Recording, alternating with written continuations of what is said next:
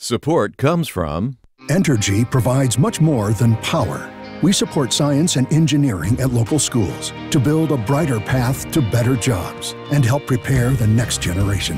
Because together, we power life. Entergy. additional support provided by the Fred B. and Ruth B. Ziegler Foundation and the Ziegler Art Museum located in Jennings City Hall. The museum focuses on emerging Louisiana artists and is an historical and cultural center for Southwest Louisiana. And the Foundation for Excellence in Louisiana Public Broadcasting, with support from viewers like you.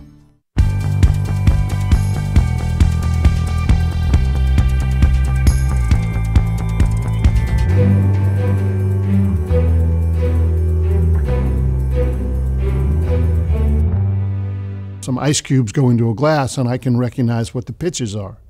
A nationally known artist brings his work to our state. The White House is officially opposed. What the Louisiana delegation is up to in Congress. There's been a lot of discussion about letters going out, and the letters aren't the problem. The political gulf and the consequences for basic human services. Hi everyone, I'm Andre Morrow. Much more on those stories in a minute, but right now on SWI, a check on the week's other top headlines.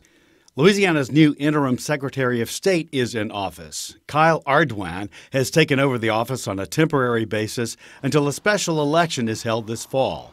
That newly elected Secretary of State will fill the remainder of the term that ends in January 2020. All of this taking place with the resignation of former Secretary Tom Shedler amid allegations of sexual harassment. Shedler had been in office since the year 2010. A new industry-backed study says the state's chemical industry accounts for almost $80 billion in sales and almost $16 billion in household earnings. Economist Dr. Lauren Scott, who conducted the study, says the expectations are for future growth. Scott says the report finds that future growth looks promising, especially with low natural gas prices that reduce operating costs for these plants and enable the industry to gain market share away from European firms. Scott also rallied support for the industrial tax exemption program. He called it necessary for Louisiana to compete with Texas. The Army Corps of Engineers plans to spend $205 million in emergency funds to dredge and repair a number of the state's waterways, including the Mississippi, Atchafalaya, and Calcasieu rivers. Part of the money will be used to dredge the southern end of Southwest Pass, the main navigation entry to the Mississippi River. Giant ships using the channel have been forced to reduce cargo, costing millions per ship because of increased sediment. The week began with a slight rattle in the Gulf of Mexico, 120 miles southeast of Grand Isle.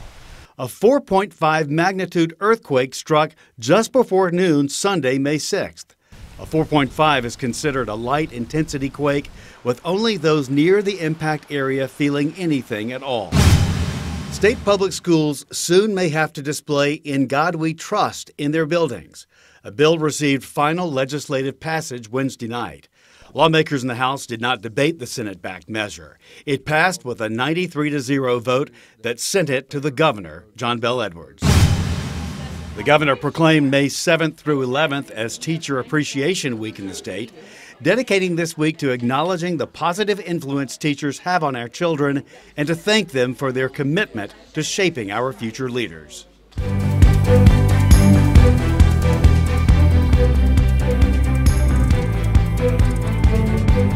The State Department of Health Thursday began sending official notifications to 37,000 elderly and disabled Medicaid recipients. Now, these are people who could lose their benefits on July 1st, benefits that pay for nursing homes and home care. Here's an excerpt from that news conference. We feel that it's appropriate and necessary to forewarn these recipients of what may be coming. We've really tried to underscore that these are real people. These are we've told the stories, and it's just in action. So unfortunately, we have to act, and it's not easy. It's not easy. I mean, Michelle oversees the facilities. We see these people. We meet with them and the families. It is not. This is not something we want to do. There was immediate reaction to that announcement from House Republican leaders. They likened it to theater, calling it premature, calling it reckless, a scare tactic. Commissioner of Administration Darden said, scary, yes, tactic, no. Here to discuss what has become an emotionally charged debate is Jay Darden, the governor's chief budget architect, John Abity from the Advocacy Center of Louisiana, which serves people with disabilities and senior citizens, and Representative Cameron Henry, House Appropriations Committee Chairman. First, in the rebuttal news conference, which followed the announcement, Representative Henry, you said that you thought LDH had the money to fund this. What money were we talking about? LDH's current budget is about $12 billion. So if they chose to prioritize this over something else, they could use those resources to fund all of this or a portion of this. That's the funding that we were discussing. This is federal funding, state, what? It's a combination of both state and federal funds for Medicaid program. There's a state match that's required. For example, this year we anticipate they will probably have a budget authority a little bit more than $700 million over that they will not use in federal dollars, which equals about $70 million in state general funds. So it's a combination. Everything in LDH is a combination of state and federal funds. If that's the case, why are we here? Mr. Darden? Well, Mr. Chairman, you know good and well that money is federal money only made possible by virtue of state general fund dollars that are enabling us to draw it down. Correct. And you also know, or you should know because you passed that budget, that there's no money in the budget to fund the things that we're talking about. And there's no money in the budget to fund our partner hospitals. That's why we've been talking about the need to get into a special session and vote for revenue. Well, again, I'll go back to the fact the department has a $12 billion budget. To imply that it has no money would imply that the budget was zero. The budget is $12 billion. The agency is requesting $13.5 billion. So you're $1.5 billion off from what they would like to have. So when you go in and say you have no money, if the public would assume that that's $0, you actually have about $1 billion a month to spend. If I could step in for just a moment, as the person who actually is an advocate, I am not a government official. The Advocacy Center protects the human and legal rights of people with disabilities throughout the state of Louisiana. And as we kind of see this is that LDH would have to cut something that would hurt somebody.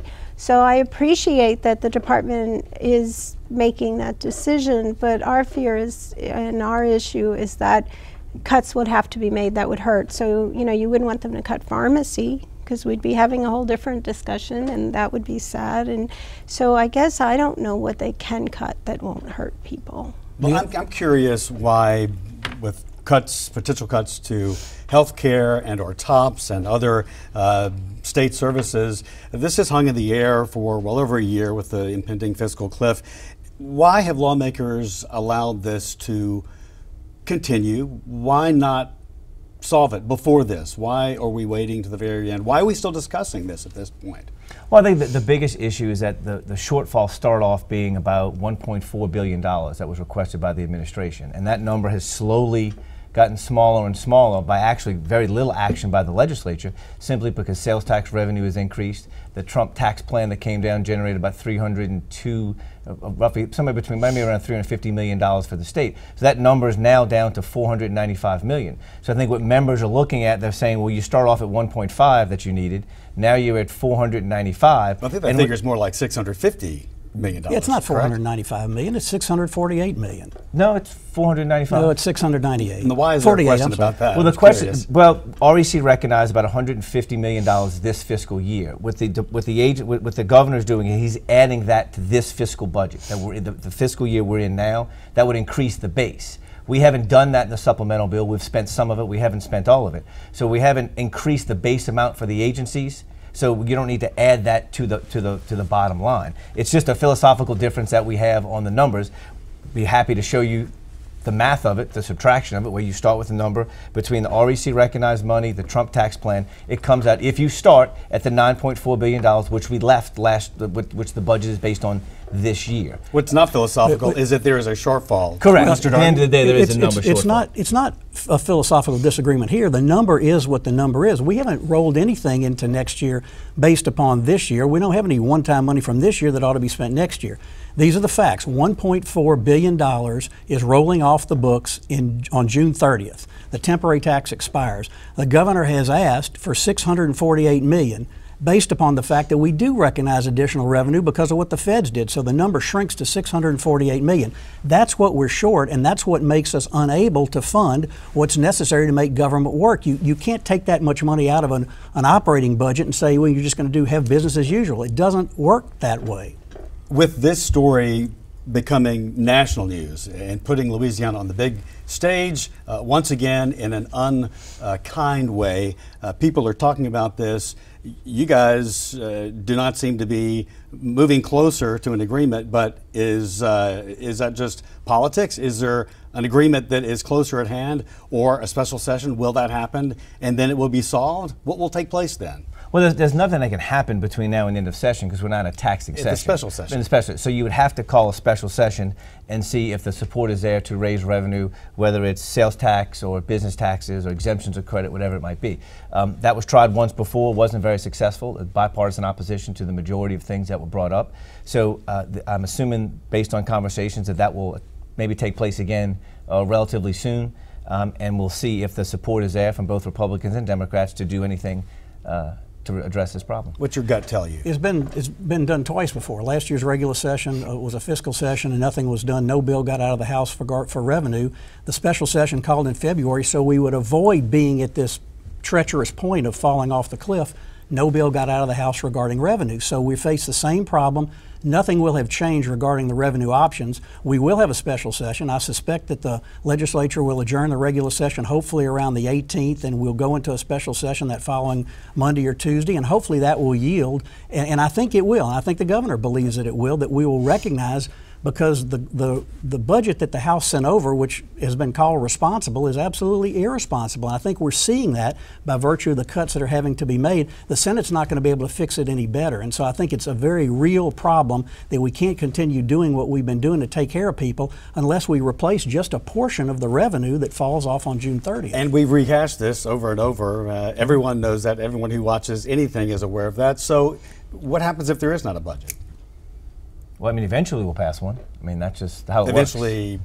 Could be this session, could be a special session, could be the following one. I mean, there's, I'm optimistic. It's a big problem if there's a following one. It would have to be in a special session, correct? Correct. So, I mean, or else these big cutbacks will happen. Correct. And I think members are working, everybody, all sides are working together to figure out what the priorities are. I think that's what you see in the budget now is you see a list of things that aren't funded, and then those become the priorities where if there is a special session, if you raise revenue, you're going to very specific areas. You're going to fund TOPS, you're going to fund nursing homes, you're going to fund public-private partnerships, very specific target areas that I think makes members a little bit more comfortable, maybe renewing some of the penny, half a penny, quarter penny, because they go into very specific areas. So, Ms. Abity, I want you to have the last word. We have talked about politics over and over, and politics seems to be driving this conversation. What is your take, though, from the human standpoint? And you are working with people who will be impacted directly. Yes, and thank you very much. And it's nice to hear that everybody wants to fix the problem and that all sides are working to make sure that the revenue is there to provide for the people, because as we look at it, there's been a lot of discussion about letters going out, and the letters aren't the problem. The fact that people are not going to be receiving services they need at some level, that people who are in nursing homes could lose those services, that people who are in the community receiving services could lose those services, and that's who we're really worried about. And we want to make sure that what is done, that those people are being considered and those services are provided for, and it's nice to hear that hopefully is the intent of everybody. Yeah, that is good to hear. Thank you so much for joining us for this discussion. It's the biggest news happening this week. Thanks so much. Thank you.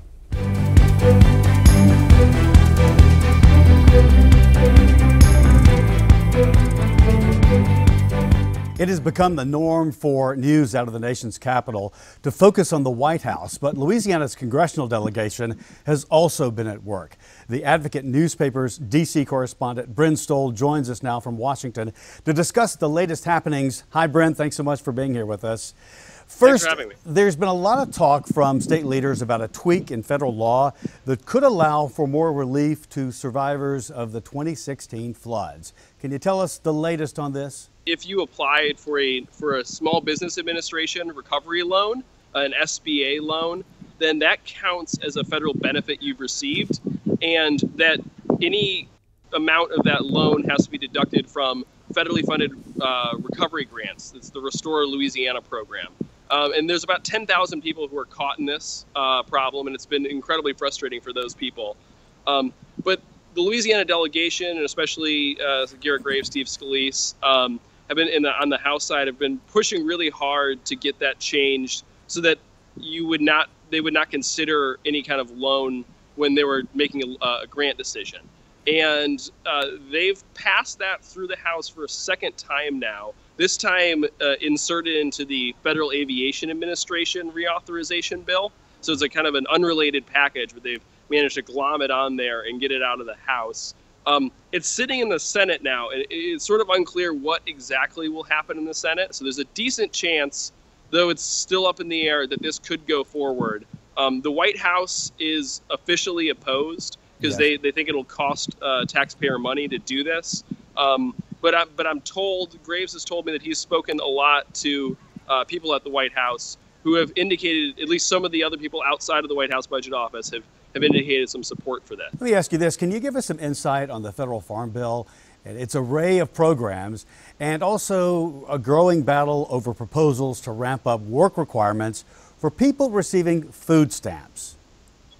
So the Farm Bill is a sprawling, massive package, and it gets passed out of Congress once every about 5 years. And people may not, the name is in some ways a little deceiving, but 80%, 80% of the money in the Farm Bill is not agriculturally oriented. It's actually the food stamp or the SNAP program. And also in there are all sorts of other rural development programs, as well as crop support, crop insurance, and subsidies, which are all important for farmers, certainly in Louisiana. There's sugar subsidies and some other things in there for them. The Louisiana work requirements currently only apply to mostly childless working age adults. The federal requirements would expand the age of those working age adults, and it would also apply to people with school age children, so children over the age of 6. Now, this is staunchly opposed by a lot of Democrats in the House, although, for example, Governor John Bell Edwards has signaled some support, and he actually implemented those on the state level. Democrats in the House, including Cedric Richmond from New Orleans, say this is an absolute non-starter. This is penalizing the poor. This doesn't take, they argue that this doesn't take into account the sort of precarious schedules, 20 hours one week, 10 hours the next, that a lot of the working poor have to put up with, and that it's sort of an unfair program. And so they're saying that if this goes in the bill, they're not voting for it. And that creates potential problems because a lot of very conservative, some of the most conservative Republicans in the House oppose the whole package because they see the farm subsidies as corporate welfare and oppose the food stamp program as well. And when you get over to the Senate side, any bill needs at least 9 Democrats supporting it to go anywhere in the Senate. So it looks like some compromise will have to be reached on this. When or how that happens remains to be seen. I want to ask you about this. We've had 2 judges in the news, U.S. District Court Judge Kurt Engelhardt and Kyle Duncan. Engelhardt from New Orleans, Duncan originally from Baton Rouge. How do their appointments, though, to the Fifth Circuit affect someone living in Louisiana? The Fifth Circuit Court of Appeals already has a reputation as one of the most conservative appeals courts in the country. It hears cases from Texas, Mississippi, and Louisiana. And by taking these 2 seats on the New Orleans-based seats on the Fifth Circuit, Duncan and Engelhardt will be 2 very conservative voices by all accounts. And it's a lifetime appointment, so they potentially could spend several decades each on this appeals court. The appeals court, I believe, last year had deadlocked over some abortion restrictions. They may well, when it comes to full major cases before the Fifth Circuit, tilt that court in an even more conservative direction, potentially upholding more abortion restrictions, taking a more conservative approach to things like employment law, sexual discrimination, that kind of litigation. And it's a big deal in some ways because there's a lot of cases never make it to the Supreme Court. So the circuit courts of appeals are sort of the last place that'll hear those challenges in many cases. Well, certainly nothing that you've mentioned is without controversy through and through, but we sure appreciate it. The latest from our nation's capital with the Advocates correspondent, Bren Stoll. Bren, thanks so much for keeping us up to date on your work and on the work that's happening there. Thanks so much. Thanks for having me.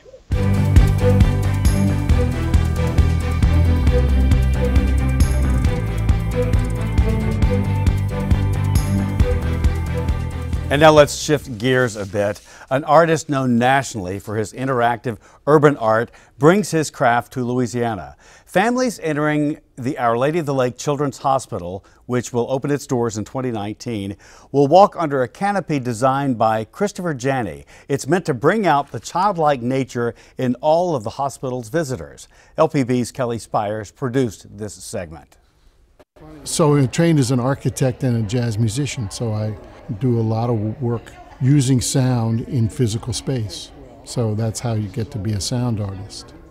Some ice cubes go into a glass and I can recognize what the pitches are.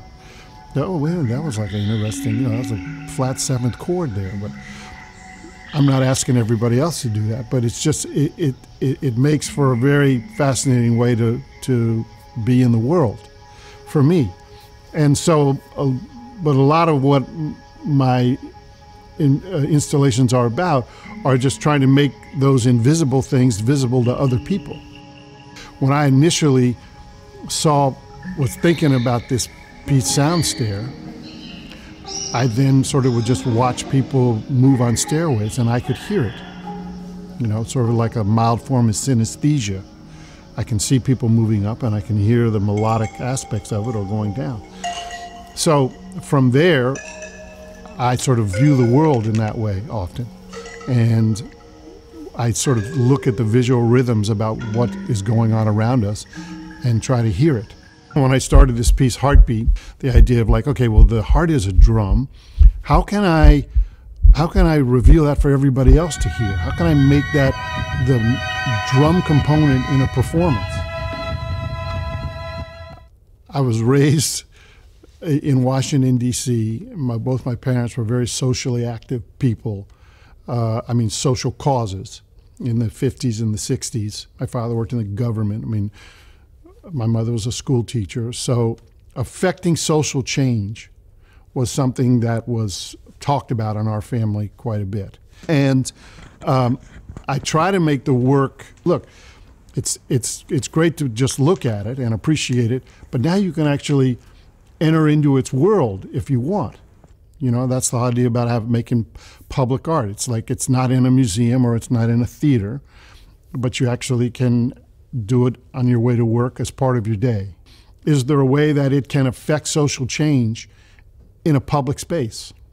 The term urban musical instrument is a phrase that I created that allows me to sort of encompass that side of my work that involves architecture and public environments and music. And I get a lot of satisfaction out of doing projects in children's hospitals because children understand my work. And I'd like to say children of all ages, but the truth of the matter is the younger you are, the better you know what it is right away. And you don't think about it, you don't question it, you just play. The piece that I'm doing for the Children's Hospital here, titled Harmonic Grove, is a combination of transparent colored glass and shadow and interactive light and sound. The entrance to a building is always a place where you can get a lot of bang for your buck. This idea of making a canopy of transparent colored glass. You're down here in the south, you get beautiful sunlight. So let's just let that canopy bathe this area in colored shadow during the day. And then let's literally make the columns that are holding up the canopy, make those into the interactive elements so that in fact you can play with the architecture. The sound score for Harmonic Grove is composed of indigenous environmental sounds and melodic instruments. I went out into the swamps here and recorded different sounds. And then there's a series of melodic instruments that I've used in many installations. Marimbas, flutes, nylon string guitars, certain bells. The goal is to make an environment that is soothing and calming and relaxing, because you're entering into a pretty high stress environment. Now, you can walk into the hospital and not touch anything and just be bathed in the colored shadow and have that experience. And if you come back and forth to the hospital, I mean, maybe by the 5th or 6th time, you're standing there and you see somebody touching something. And so, I mean, there's a levels of discovery that will go on. And then if you dare, and children love to dare, go over and you see a handprint on a column and you touch that handprint and a light goes on and you hear the sound of a melodic flute or marimba. Okay, now you start to say, whoa, maybe I can just play with this whole thing. And then the idea is like, I could play with the whole building. A child will start to play on the installation right away and they'll know exactly what to do. And the adult will sort of like, how does this work? What does this do? And what I want to say is, hey, just your kid is teaching you. Just watch what they do, because it's almost that simple. But it is that being a sort of a vehicle to get back to that childlike curiosity and open-mindedness, I think is one of the ideas behind trying to create this kind of public work. Jenny's work has been featured across the United States and Europe. Some of the works featured today included a walkway at Miami International Airport and a parking garage in San Antonio, Texas. And everyone, that is our show for this week. Remember, you can watch LPB on demand on your phone or tablet with our LPB Anywhere app. The download is free from your app store. You can catch LPB news and public affairs shows and other Louisiana programs you've come to enjoy over the years. And please follow us on Facebook, Twitter, and Instagram. For everyone at Louisiana Public Broadcasting, I'm Andre Morrow. Thanks for watching. Until next time, that's the state we're in.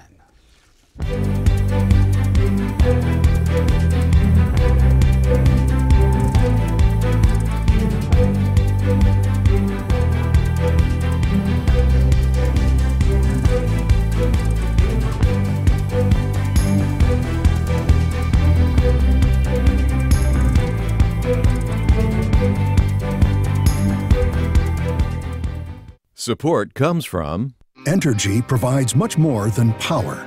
We support science and engineering at local schools to build a brighter path to better jobs and help prepare the next generation. Because together, we power life. Entergy. Additional support provided by the Fred B. and Ruth B. Ziegler Foundation and the Ziegler Art Museum located in Jennings City Hall. The museum focuses on emerging Louisiana artists and is an historical and cultural center for Southwest Louisiana. And the Foundation for Excellence in Louisiana Public Broadcasting, with support from viewers like you.